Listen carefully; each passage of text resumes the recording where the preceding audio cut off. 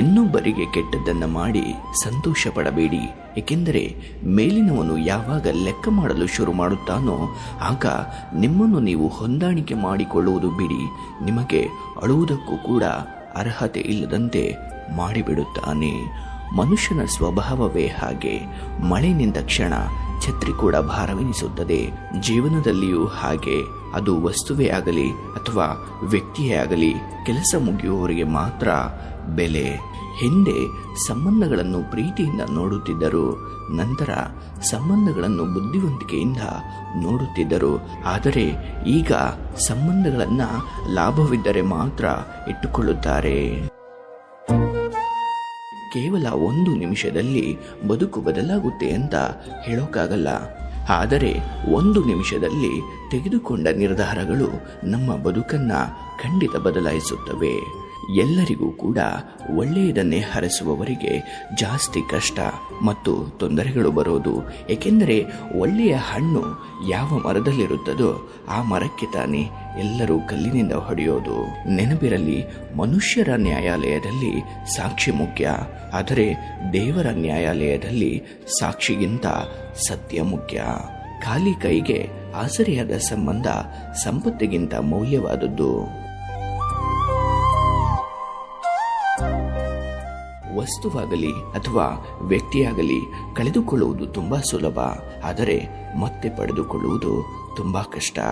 ಭಕ್ತಿ ಹಾಗೂ ಭರವಸೆ ಎಷ್ಟರ ಮಟ್ಟಿಗೆ ಇರಬೇಕೆಂದ್ರೆ, ಸಂಕಟ ನಮಗೆ ಬಂದ್ರೆ ಚಿಂತೆಯನ್ನ ಭಗವಂತ ಮಾಡುವಂತಿರಬೇಕು ನಮ್ಮ ಭಕ್ತಿ ಹಾಗೂ ಭರವಸೆಗಳು. ಕೆಲವೊಮ್ಮೆ ಮನಸ್ಸು ಹೇಳುತ್ತದೆ, ಜನರು ನಿಮ್ಮೊಂದಿಗೆ ಹೇಗೆ ವರ್ತಿಸುತ್ತಾರೋ ನೀನು ಹಾಗೆ ವರ್ತಿಸು ಎಂದು.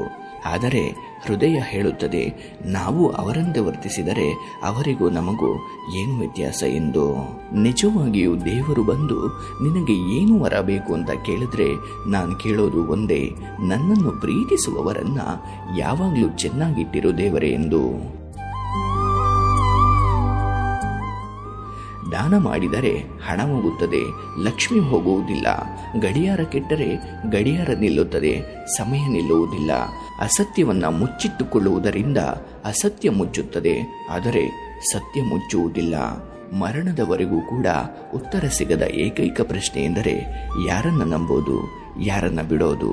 ಕೊಟ್ಟು ಮರೆಯುವವನು ಭಗವಂತ, ಪಡೆದು ಮರೆಯುವವನು ಮನುಷ್ಯ. ಕಷ್ಟ, ನೋವು, ನಿರಾಸೆಗಳ ಜೊತೆ ಹೊಂದಿಕೊಂಡಾಗಲೇ ಬದುಕು ಸ್ಪಷ್ಟವಾಗುವುದು.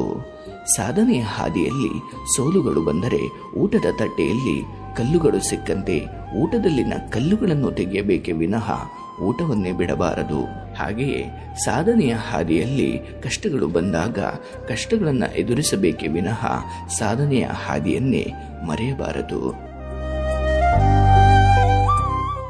ಸಹನೆ ಇದ್ದರೆ ಸಮಯ ಕೂಡ ಸಹಾಯ ಮಾಡುತ್ತೆ. ಸಹನೆ ಇಲ್ಲದಿದ್ದರೆ ಸಮಯವೇ ಸಂಕಷ್ಟಗಳನ್ನು ರವಾನಿಸುತ್ತದೆ. ಸಮಯವಿಲ್ಲವೆಂದು ನಿಮ್ಮನ್ನು ತಿರಸ್ಕರಿಸಿದವರು ಮುಂದೊಂದು ದಿನ ನಿಮ್ಮ ಸಮಯಕ್ಕಾಗಿ ಕಾದು ಕೂರುವಂತೆ ಬದಲಾಗಿ ಅದು ನಿಜವಾದ ಸಾಧನೆ. ಅವರು ಹಾಗಂದ್ರು, ಇವರು ಹೀಗಂದ್ರು ಎಂದು ತಲೆ ಕೆಡಿಸಿಕೊಂಡು ಕೂತರೆ ಜೀವನ ಮುಂದೆ ಸಾಗದು. ಜಗತ್ತು ಹೇಗಿದ್ದರೂ ಅನ್ನುತ್ತದೆ, ನಾವು ಮುಗುಳ್ನಕ್ಕೂ ಮುಂದೆ ಸಾಗುತ್ತಿರಬೇಕು ಅಷ್ಟೇ. ಯಾವ ದಿನ ನೀವು ನಿಮಗಾಗಿ ಸ್ವತಂತ್ರವಾಗಿ ಸ್ವಚ್ಛಂದವಾಗಿ ಬದುಕುವಿರೋ ಅದೇ ನಿಮ್ಮ ನಿಜವಾದ ದಿನ. ಉಳಿದ ದಿನಗಳು ಕೇವಲ ಕ್ಯಾಲೆಂಡರಿಗೆ ಸಂಬಂಧಪಟ್ಟ ದಿನಗಳಷ್ಟೇ. ಜೀವನದಲ್ಲಿ ಕೆಲವು ಸಂದರ್ಭಗಳಲ್ಲಿ ತ್ಯಾಗ ಮಾಡುವುದರಿಂದ ಅತ್ಯುತ್ತಮ ಜೀವನದ ದಾರಿ ದೊರೆಯುತ್ತದೆ. ಮನಸ್ಸು ಬಿಚ್ಚಿ ಮಾತನಾಡಿದರೆ ಬೇಕಾದದ್ದನ್ನ ಪಡೆಯಬಹುದು. ಮನಸ್ಸಲ್ಲಿಟ್ಟು ಕೊರಗಿದರೆ ಇದ್ದದ್ದು ಕೂಡ ಕಳೆದು ಹೋಗಬಹುದು. ಅಗತ್ಯವಿದ್ದಲ್ಲಿ ಮನಸ್ಸು ಬಿಚ್ಚಿ ಮಾತನಾಡಿ. ಒಂದು ಮಾತು ನೆನಪಿರಲಿ, ಹುಟ್ಟಿದಾಗಿನಿಂದಲೂ ಜೊತೆಯಲ್ಲಿ ಇದ್ದವರಿಗೆ ನೀವೇನು ಅಂತ ಅರ್ಥ ಆಗಿರಲ್ಲ. ಅಂದ ಮೇಲೆ ಇನ್ನು ಮಧ್ಯದಲ್ಲಿ ಬಂದು ಕೊನೆಯವರೆಗೂ ಇರುತ್ತೇನೆ ಎಂದು ಬಂದವರಿಗೆ ನೀವು ಇನ್ನೆಷ್ಟು ಅರ್ಥವಾಗಿರಲು ಸಾಧ್ಯ? ನೀವೇ ಹೇಳಿ. ನೀರು ಬೆಂಕಿಯಿಂದ ಬಿಸಿಯಾಗುತ್ತದೆ, ಆದರೂ ಕೂಡ ನೀರು ಬೆಂಕಿಯನ್ನು ಆರಿಸೋ ಗುಣವನ್ನ ಬಿಟ್ಟುಕೊಡುವುದಿಲ್ಲ. ಹಾಗೆಯೇ ನಾವು ಎಂಥವರ ಜೊತೆ ಸೇರಿದ್ರೂ ಕೂಡ ನಮ್ಮತನವನ್ನ ಬಿಟ್ಟುಕೊಡಬಾರದು. ನೆನಪಿರಲಿ, ಒಬ್ಬರ ಮನಸ್ಸನ್ನು ನೋಯಿಸುವುದು ಸಮುದ್ರದಲ್ಲಿ ಕಲ್ಲು ಎಸೆದಷ್ಟೇ ಸುಲಭ. ಆದರೆ ಆ ಕಲ್ಲು ಎಷ್ಟು ಆಳಕ್ಕೆ ಹೋಗಬಲ್ಲದು ಎಂದು ಎಸೆದವರಿಗೆ ತಿಳಿಯುವುದಿಲ್ಲ. ಅನಗತ್ಯವಾದ ಒಡನಾಟ ಯಾರೊಂದಿಗೂ ಒಳ್ಳೆಯದಲ್ಲ. ಏಕೆಂದರೆ ಅವರ ಸ್ವಭಾವಕ್ಕೆ ತಕ್ಕ ಹಾಗೆ ನಾವಿಲ್ಲದಿದ್ದರೆ ನಮ್ಮನ್ನು ಕೆಟ್ಟವರೆಂದು ಭಾವಿಸುತ್ತಾರೆ. ನಮಸ್ಕಾರ, ನಾನು ನಿಮ್ಮ ಸೋನು ಶ್ರೀನಿವಾಸ್. ನಿಮ್ಮ ಪ್ರೀತಿ ಮಾತನ್ನು ಅಥವಾ ನಿಮ್ಮ ಬದುಕಿನ ಯಾವುದೇ ವಿಚಾರಗಳನ್ನು ನನ್ನ ಜೊತೆ ಹಂಚಿಕೊಳ್ಬೇಕು, ಮಾತನಾಡಬೇಕು ಅಂದರೆ ದಯವಿಟ್ಟು ಸ್ಕ್ರೀನ್ ಮೇಲೆ ಕಾಣ್ತಿರುವಂತಹ ನಂಬರ್ಗೆ ಅಥವಾ ಡಿಸ್ಕ್ರಿಪ್ಷನ್ನಲ್ಲಿ ಇರ್ತಕ್ಕಂತಹ ನಂಬರ್ಗೆ ಕರೆ ಮಾಡಿ ಅಥವಾ ಮೆಸೇಜ್ ಮಾಡಿ ನಿಮ್ಮ ಸಮಯವನ್ನು ನಿಗದಿಪಡಿಸಿಕೊಡಿ. ನೆನಪಿರಲಿ, ಇದು ಸೋತ ಮನಸ್ಸುಗಳಿಗೆ ಭರವಸೆ ತುಂಬುವ ಸಾರ್ಥಕ ಕೆಲಸ. Thank you.